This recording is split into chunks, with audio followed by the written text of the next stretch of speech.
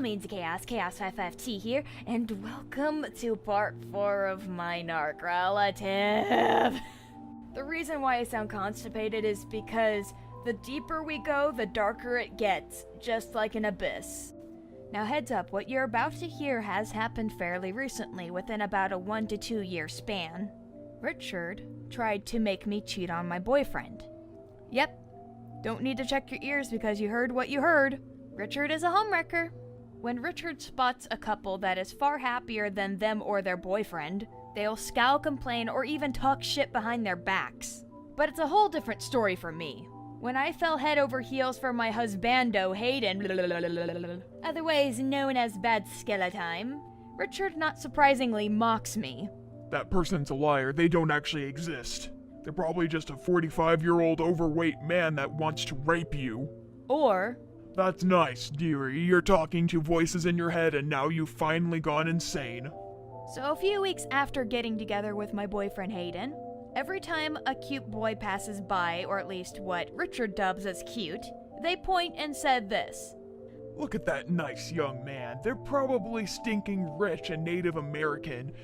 Go and try to have sex with them and make sure you get pregnant. That way they have to marry you and you get all their riches. Every time. And every time after that, I explain that I'm already taken. And then they said this. Aw, but the voices in your head can't impregnate you and make you rich now, can it? And makes a fake-ass sarcastic pouty face.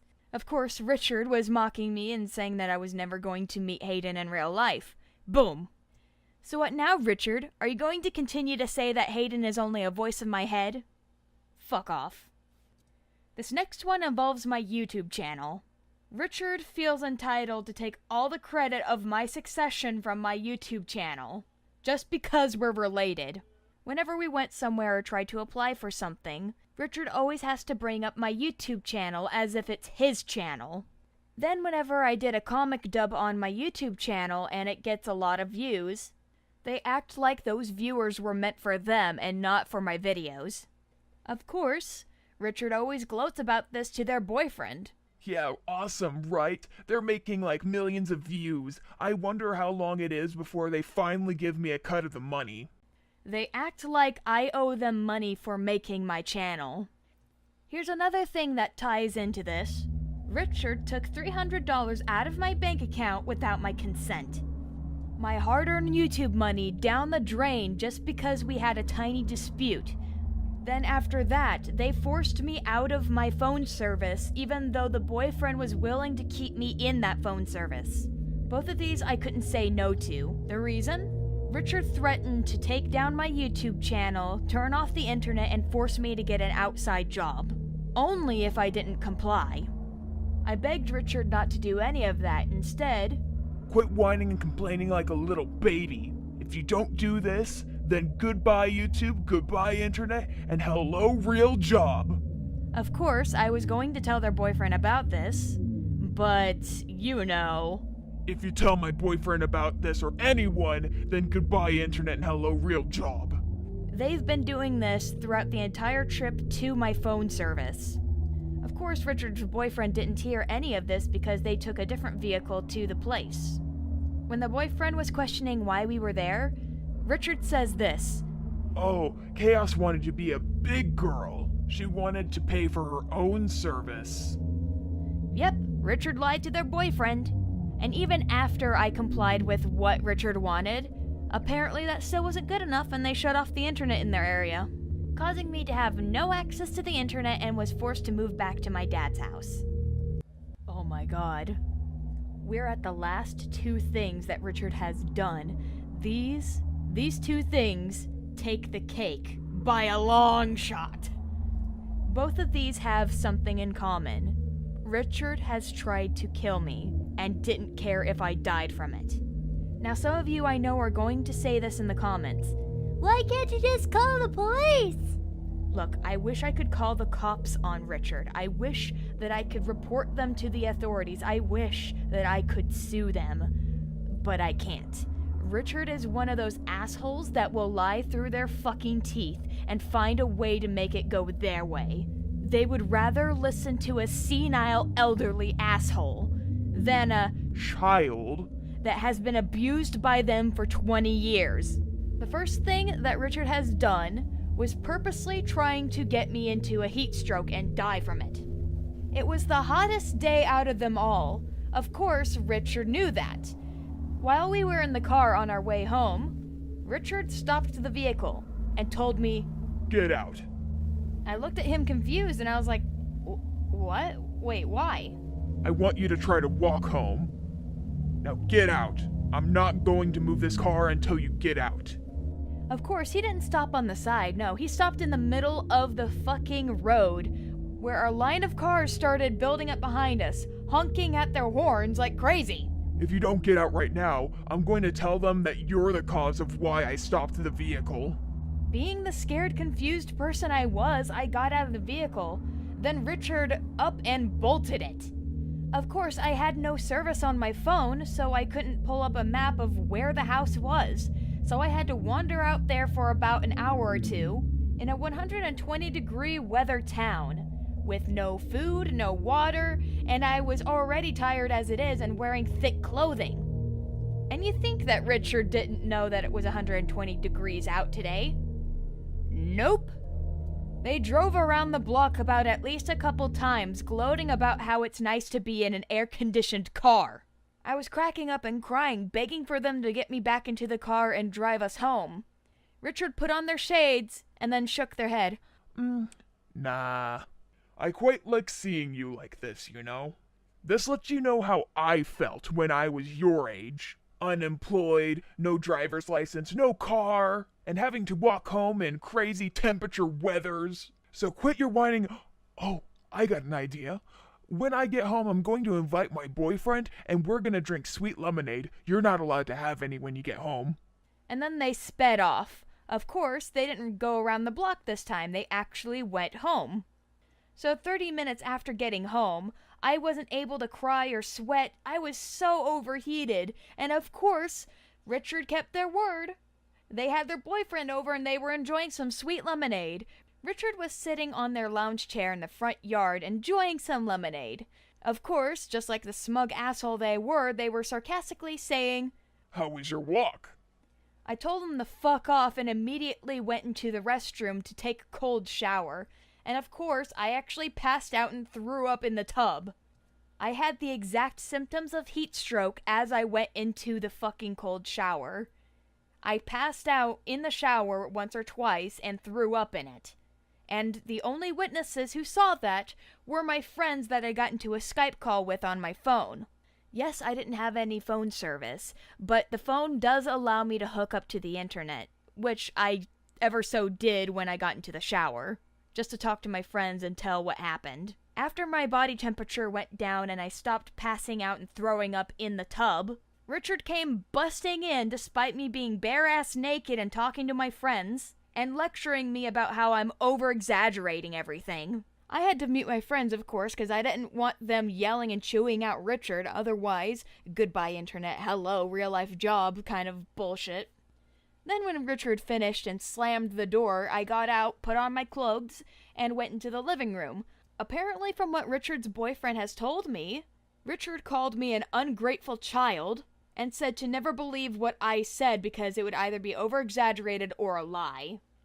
Richard's boyfriend had some actual common sense and said that maybe I should go see a doctor and go to the hospital. Richard comes in going like, "Make sure that you call an ambulance and not drive her over there because she needs to pay some type of bill, and an ambulance bill should do." Then the boyfriend with common sense finally talked back. "Well, weren't you the one gloating about ditching your relative out in the middle of nowhere at 120-degree weather?" Next thing you knew, they started arguing and then left the house and me alone. Now on to another thing that Richard did that can be considered attempt of murder. Richard tried pushing me to suicide. I'm not even kidding. You think I'm kidding? I have witnesses. During one of the calls, Thenamesjunkie was in it. Richard comes stomping in with a piece of paper and shoved it into my face, saying, "This is the last time I'm paying for the internet bill. You pay for it." At the time, I didn't have my money, and I was like, Richard, I am not the one that pays for the internet bill. Don't you? Yes, and I'm sick and tired of it. Either you pay the bill or I'm plugging it right now. I kept explaining to him that I didn't even have the money yet. They mocked, harassed, then even threatened to make me homeless and sell all of my equipment to pay off their bills. And the thing was, they weren't planning on informing my dad of kicking me out. Instead, they were planning on trying to make me homeless and have my dad blissfully unaware that they kicked me out. I started to fucking bawl my eyes out. And of course, Richard was like, "Aw, big baby, quit crying. I had to deal with that at the age of 16. Grow up." Junkie wasn't fucking having it and said, Chaos, please put me on speaker. I need a word with your fucking relative. I didn't even know that I had my webcam on at the time, and of course, Richard continued to harass and threaten and even mock me even more than ever, because they overheard of what Junkie had to say. Then I pulled out a knife and put it at my throat. Instead of Richard saying, Whoa, calm down. Please, Chaos, just rethink this. I didn't mean it. The only people who said that were Junkie and my friends. Richard, however, did nothing but mock me and continuously kept encouraging me to do it.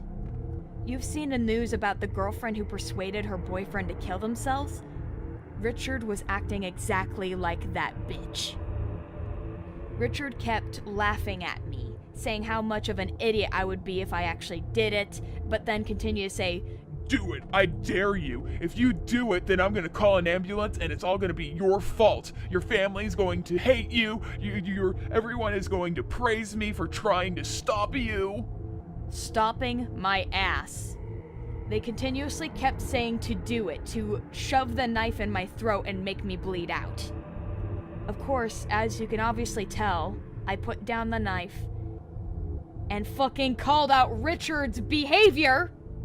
Then instantly, Richard threatened to call the cops by saying, "Oh, well then, if you don't kill yourself, then I'm gonna say that you tried to stab me with that knife."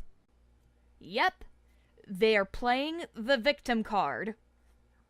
After all of this have happened, I am glad that Richard's out of my life. They try texting me from time to time, trying to say like, "Oh, by the way, I miss you. You should come over sometime. Maybe even come back and live with me." no thank you, because after I left, Richard has been talking shit about me. Every one of my family members can vouch that they said that I was trying to hurt them. They called me a threat. They said I was the manipulative asshole, and even went as far as to say, "Don't listen to her side of the story. She's just a child and she's just lying." Two things wrong with that. One, Richard doesn't show any proof to back up any claims that I'm being the asshole here. Two, I'm the one with all the evidence, but apparently those are lies that were made up by the voices in my head. Ooh. But yes, Minions of Chaos, this is the finale. We are done with the My Narc relative. I fucking hope. And I want to say thank you, Junkie. I thank you from the bottom of my heart. For fucking hell. I'm trying not to cry. Thank you, Junkie, for being there when I was dealing with that asshole. This is Chaos55T, signing out.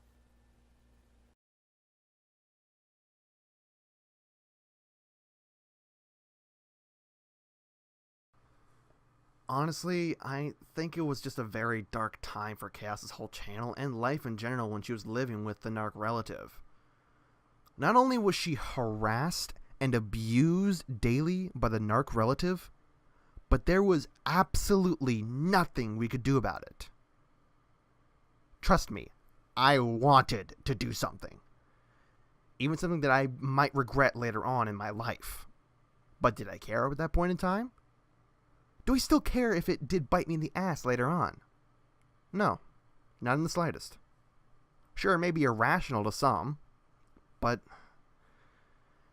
it's just what I thought was the right thing to do. Now, to explain a little bit further on what happened with Chaos, we were in a call with her. Like she stated, she was getting out of the shower, and she explained what happened. And as I heard the news from that day, I went full parent mode, scolding the ever-living hell out of the relative. But there was one thing out of the whole scolding period that made me feel scared for Chaos. The relative asked her, "How much did you tell them?" That sentence, that God-forsaken sentence, belongs in a movie, man. Yet, when they asked Chaos that question, I was horrified. Like, it was no doubt in my mind that it was going to be followed up by a horrid, horrid threat. And it was. That threat was unplugging the internet cable, taking it away from her, and telling her to block us via phone number. I don't remember much what was happening the whole call. We were all freaking out. We didn't know what to do. But there were a few things I do remember. 2, to be exact. We were all scared for her, and we just didn't know what we could do at that time. But there were a few words that I do remember telling her. Stay safe. And I'm honestly very happy to see where Chaos is now. She has a fan base that cares for her and look forward to her content each and every week. And I can't be, like I said, any happier than where she is right now. But for you, Rich, no, fuck you. I won't even bother calling you by your name. Because that's what you are. Because what you are is a mindless predator. Someone who only wants dominance in the house. And to have all the money and fame to yourself. But what you don't realize is that you're a nobody. A waste of human filth. A pathetic polynigmion that bears no meaningful value to an equation. A literal hunk of shit. Thank you, and I hope this... Well, it wasn't really a rational. It was more irrational than it was informative. More on the lines of mindless. You know, whatever. I'm fucking done.